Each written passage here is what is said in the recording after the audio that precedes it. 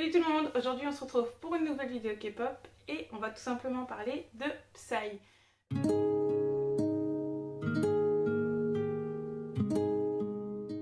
Pourquoi parler de Psy? Tout simplement, Psy pour moi c'est un homme aux multiples facettes et vous allez voir que c'était pas gagné pour lui au début et qu'il passe d'un artiste où la carrière commençait très très mal à un homme maintenant qui a sa propre agence, qui a eu un succès interplanétaire, hein, clairement, hein, tout le monde se souvient de Gangnam Style. Donc on va voir son cheminement et comment cet homme a réussi à s'intégrer un peu partout. Psy, on le connaît avant tout pour Gangnam Style. Et à partir de ce moment-là, comme tout le monde s'est intéressé à lui, les médias internationaux, tout ça, il y a eu beaucoup de rumeurs sur ce dernier par lequel Gangnam Style était un pari avec des amis et que une fois posté sur YouTube, ça a marché. Il y a eu plein de rumeurs sur ça et je vais revenir en fait sur ça parce qu'il faut savoir que Psy avant Gangnam Style a sorti pas mal de choses et que justement avant Gangnam Style c'était pas du tout gagné. Donc Psy, de son vrai nom Park Jae-sang, est né le 31 décembre 1977 à Séoul. Donc il faut savoir que il est quand même dans un milieu qui est assez aisé puisque il naît dans une famille d'hommes d'affaires. Kim Young-hee et Park Hoon-ho sont ses parents. Donc son père est président exécutif de la MNC, je ne sais pas quel type d'entreprise c'est, mais bon, pour être président exécutif, il faut quand même être haut placé. Tandis que sa mère possède et exploite une chaîne de exploite dans le terme travail, hein, pas exploite genre exploite les gens, non, et exploite une chaîne de restaurants. Donc elle a et tient une chaîne de restaurants qui marche assez bien. Donc après avoir assisté à l'enseignement obligatoire de l'État à Bampo, il commence à se former à son futur métier parce que lui a toujours eu envie de faire de la musique et donc il se rend à l'école de musique Sewa. Et il faut savoir que Psy était vu comme le clown de la classe, il faisait rire tout le monde, il irritait les enseignants parce qu'il écoutait rien. Mais donc du coup tout le monde l'appréciait un peu puisqu'il avait la joie de vivre et il faisait rire tout le monde. Et ensuite Psy pour ses études universitaires déménage aux États-Unis puisque malgré sa passion pour la musique, son père voulait qu'il reprenne les rênes donc après lui. Et donc Psy a décidé d'aller faire des études aux États-Unis pour reprendre la suite de son père. Il étudie l'administration des affaires donc à Boston. Et il faut savoir qu'il l'a fait très peu de temps puisque il en a eu marre, il savait que c'était pas ce qu'il voulait faire. Et donc il s'est inscrit à la Berklee School of Music où il a appris vraiment les notions de base pour tout ce qui est musical. Mais malheureusement, ça reste des études, c'est pas vraiment le monde de la musique. Donc il perd aussi sa motivation là-bas. Donc il décide de rentrer chez lui, de retourner en Corée et de tout faire pour lancer sa carrière musicale. Donc la carrière de Psy commence en 2001 et elle commence pas sur les chapeaux de roue comme on dit à tout va. Puisque son album Psy from the Psycho World reçoit une amende pour contenu inapproprié. Donc suite à ça, en 2002, il sort Ça 2, qui est un autre album. Et encore une fois, l'album est interdit aux moins de 19 ans pour les mêmes raisons que le premier. Et à la fin de l'année, de la même année, il sort son troisième album qui s'appelle Free Psy. Donc, comme tout homme coréen, en 2003, Psy doit effectuer son service militaire. Mais à l'époque, et je sais pas si ça se fait encore aujourd'hui, Psy a été vite relâché de son service militaire suite à son profil professionnel d'ingénieur en logiciel. Comme la Corée avait besoin de ce type de profil, ils sont venus chercher Psy. En 2006, Psy fait son grand retour avec Sapjil, son nouvel album.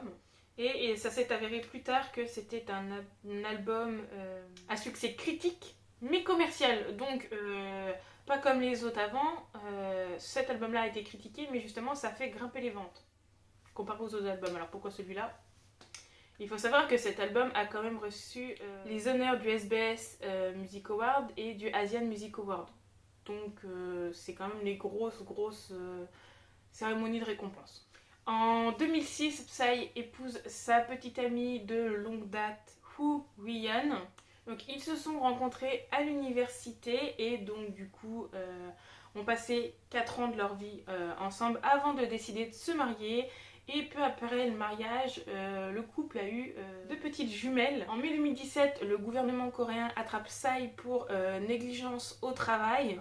Et donc du coup, le condamne à réeffectuer 20 mois de son service militaire. Et il est libéré de ses fonctions du service militaire en juillet 2009. En 2010, c'est le boom pour Psy, puisque Psy est repéré par la YG. Et donc, il y a ma vidéo sur l'histoire de la YG.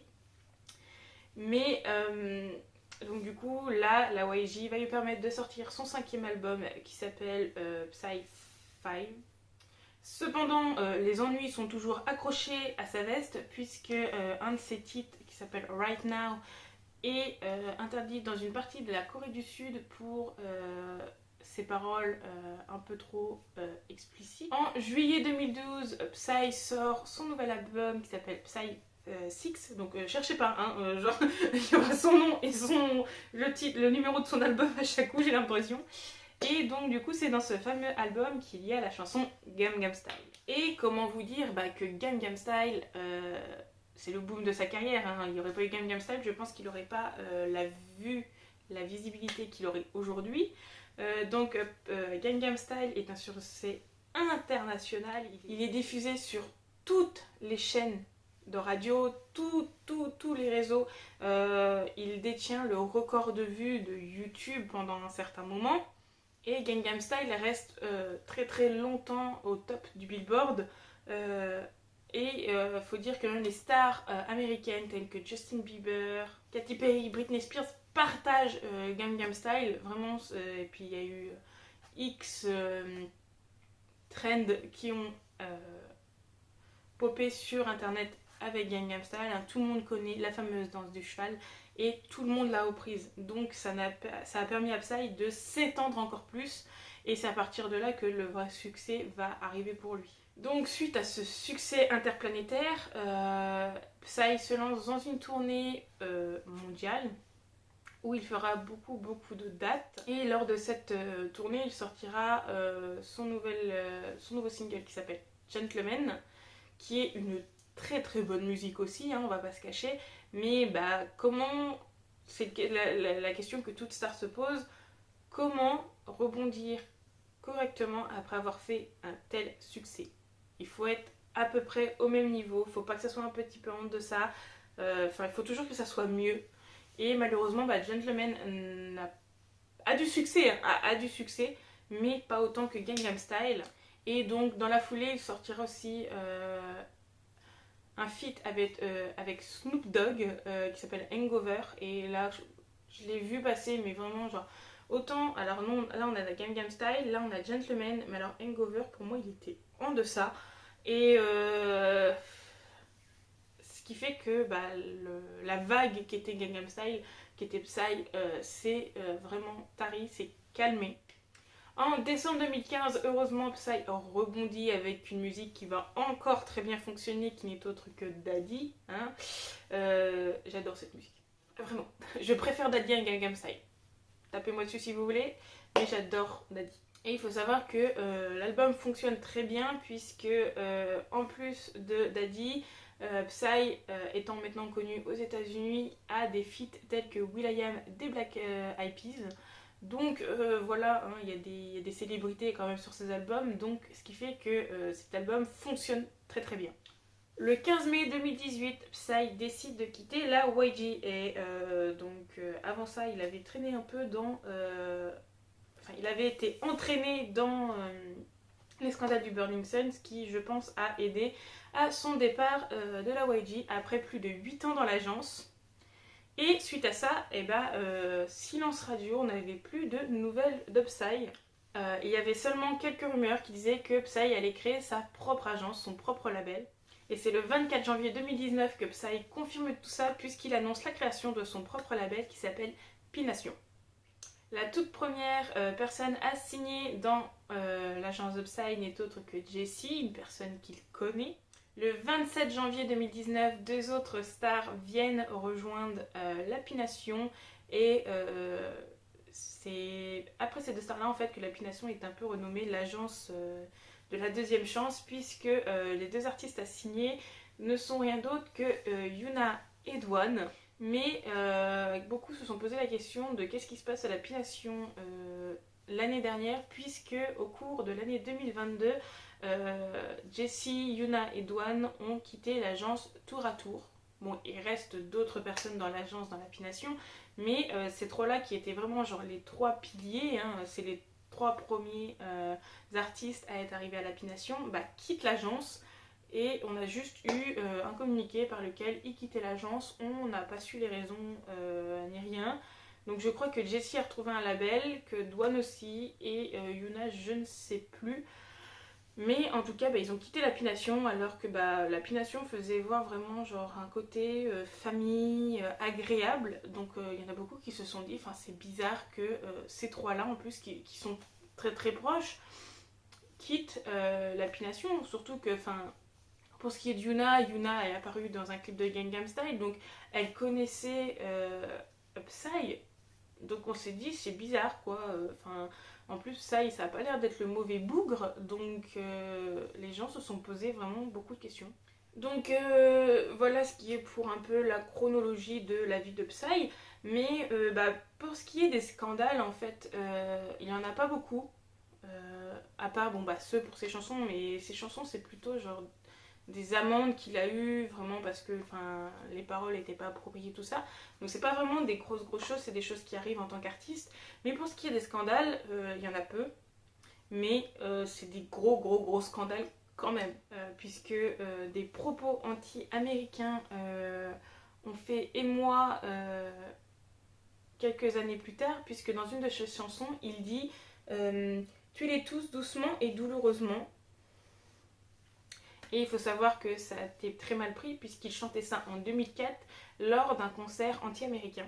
Et il faut savoir que 2 ans auparavant, lors d'un concert pour manifester contre la présence des Américains, il avait détruit le modèle réduit d'un tank américain, donc c'est plutôt mal passé.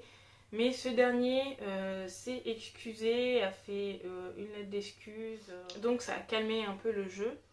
Et en 2018, donc scandale du Burning Sun comme je le disais tout à l'heure, et Psy a été mêlé à tout ça puisque l'ancien directeur de la YG avait été accusé de fournir des prostituées lors de repas. Et malheureusement Psy a assisté à un de ces repas-là. Donc tout ça, le scandale de prostitution, tout ça c'était lié au Burning Sun, donc vraiment genre tout a éclaté. Mais donc Psy s'est couvert, a dit que oui il avait assisté à ces repas, mais qu'il n'avait rien fait d'illégal. Et il l'a prouvé, donc son nom a été cité dans l'affaire, mais il n'avait rien à voir avec tout ça. Donc on arrive un peu à la fin de la vidéo, et ce parcours là en fait j'ai adoré écrire cette vidéo.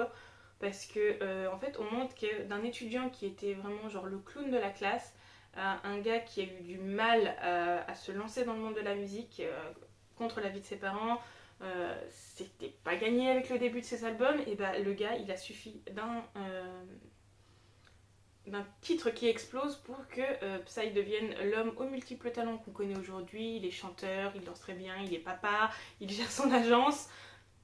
Il est multitâche, et je trouvais ça sympa de revenir dessus puisque les gens connaissent Psy pour Gangnam Style et beaucoup s'arrêtent là-dessus, alors que c'est un homme qui a quand même un diplôme d'ingénieur logiciel, qui tient sa propre agence, donc qui s'y connaît quoi. Donc d'un côté il revient un peu sur les idées de son père, gérer une entreprise, il gère sa propre entreprise, il a réussi dans ce qu'il voulait faire, dans la musique.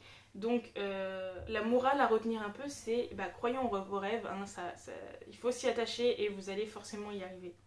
Donc bien sûr dans la vidéo je ne reviens pas beaucoup sur l'Apination puisque comme certains connaissent, je fais mes playlists sur l'histoire des agences, et j'aimerais revenir sur l'apination plus profondément là-dessus. Je sais aussi qu'il y avait eu un scandale par lequel un homme serait mort lors d'un des concerts de Psy, mais j'étais pas trop sûre de vouloir le mettre là-dessus. Je le mettrai peut-être dans la vidéo sur l'apination, je verrai. Dans tous les cas, on arrive à la fin de cette vidéo sur Psy. N'hésitez pas à me dire en commentaire ce que vous avez pensé de la vidéo, ce que vous pensez de Psy, ce que vous pensez de l'apination. Je vous souhaite une bonne journée, une bonne soirée en fonction de l'heure à laquelle vous regardez cette vidéo et surtout, prenez soin de vous.